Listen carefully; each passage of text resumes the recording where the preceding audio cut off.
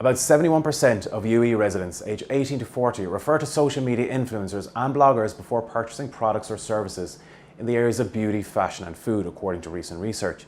68% of residents look to online reviews before deciding where to eat out, while 63% say they refer to influencers' recommendations before buying fashion and beauty products.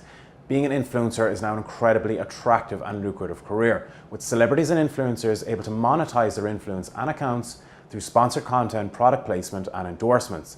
Top influencers like Dubai-based Huda Kattan, who've built a solid business model around her brand, are now commanding figures in excess of $18,000 per post on our social platforms.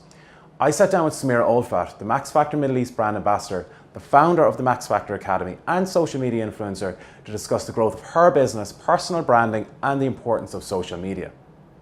Let's start it with you telling me a little bit about the nature of your business and your role within the business. Which one of them? Well, you can start All with of them. start with your first one. Okay, so basically, I'm a makeup artist. I'm Max Factor regional makeup artist in Middle East.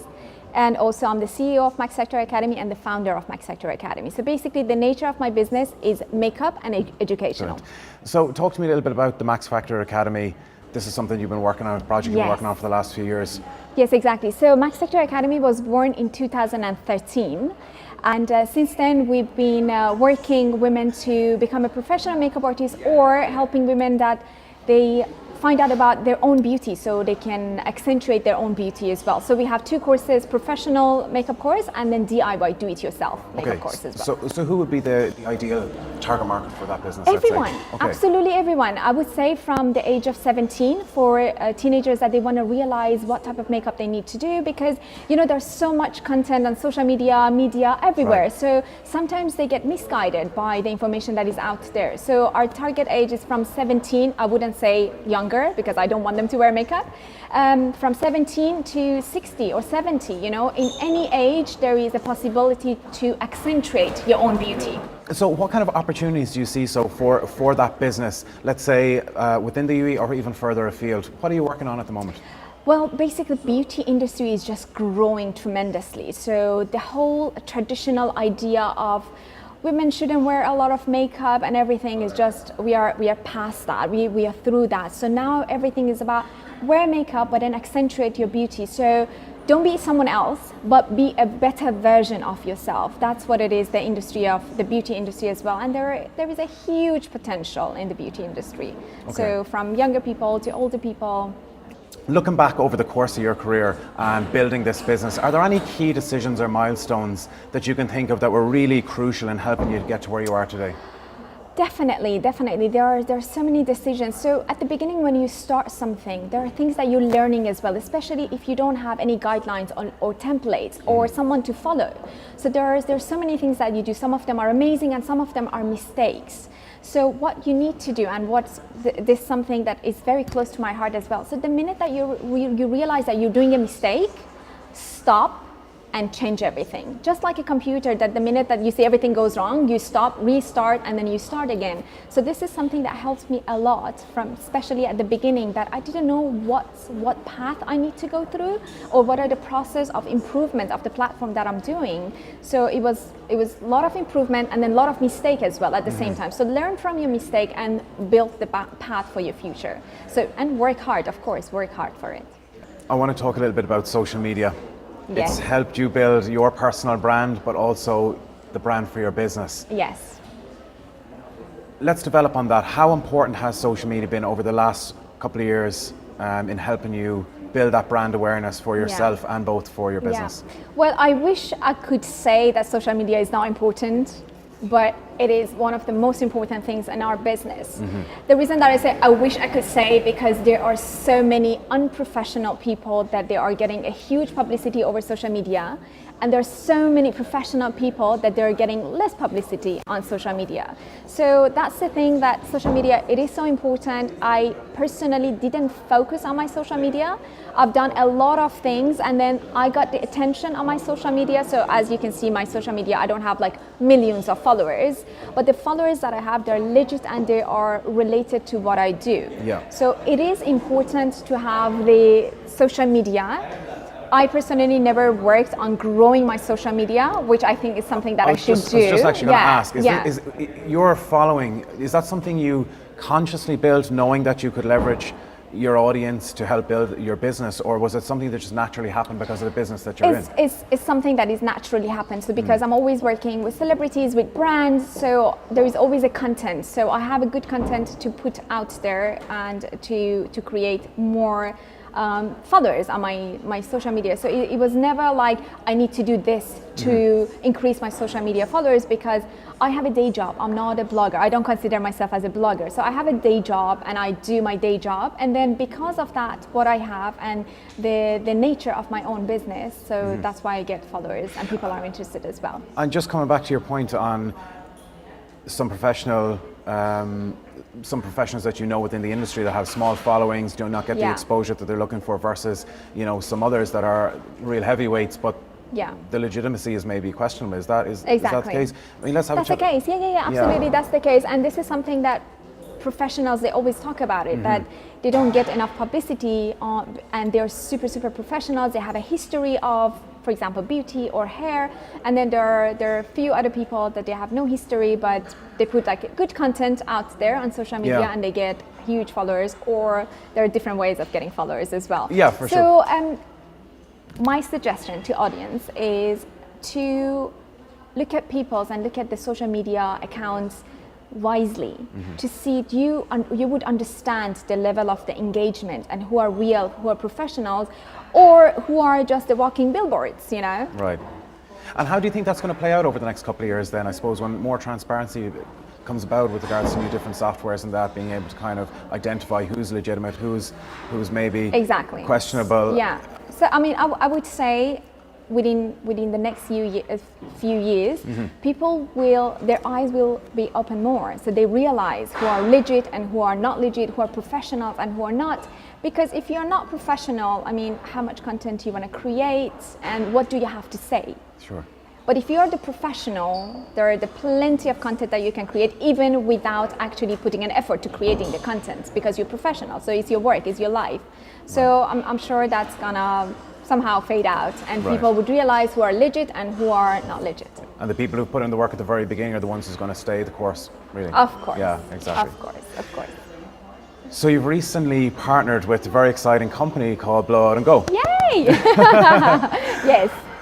Talk to me a little bit about that partnership, but I'm also interested in some of the challenges that you've faced by partnering with a business that complements your business, but is a different setup operationally that maybe you would have been used to in the past. Yeah. Okay.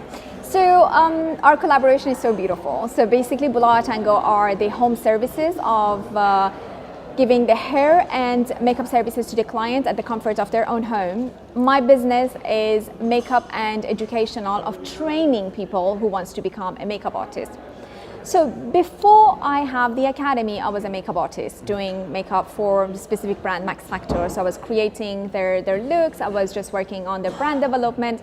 So, and then I had my royal family clients, and then I have my celebrity clients as well.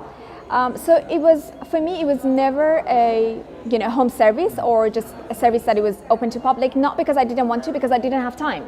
So I was very, I mean, till this day still, I'm very tied up with the Max Factor brand, so I didn't have time to go, do makeup for public.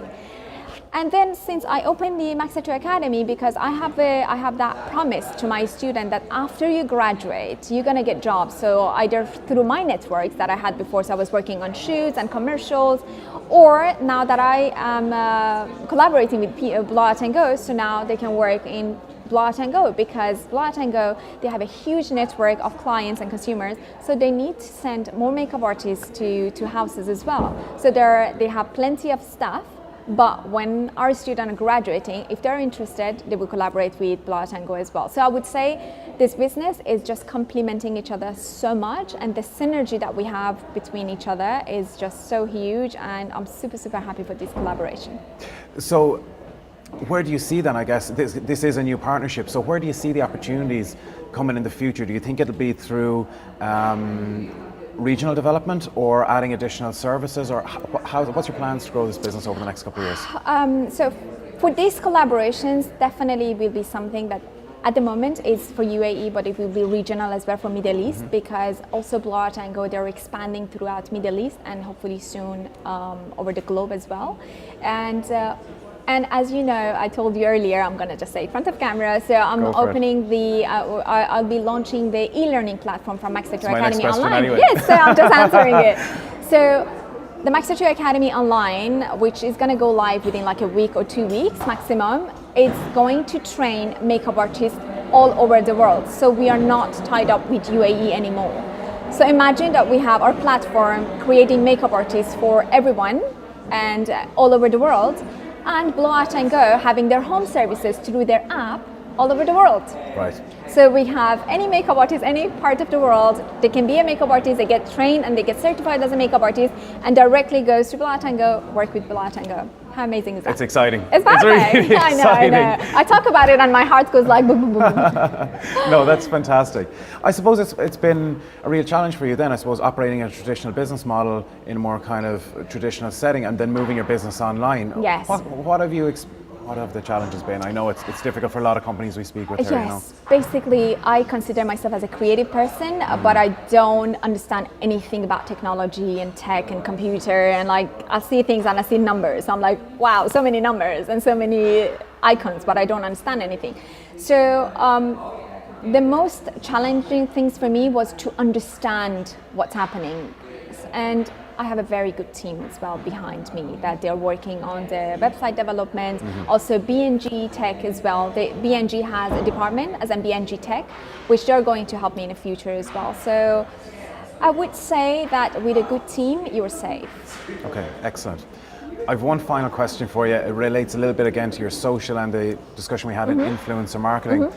What are the brands that, obviously being an influencer in the region, in the beauty industry yourself, you get approached by a lot of brands. Yes. And you get the opportunity to work with a lot of different products and everything like that.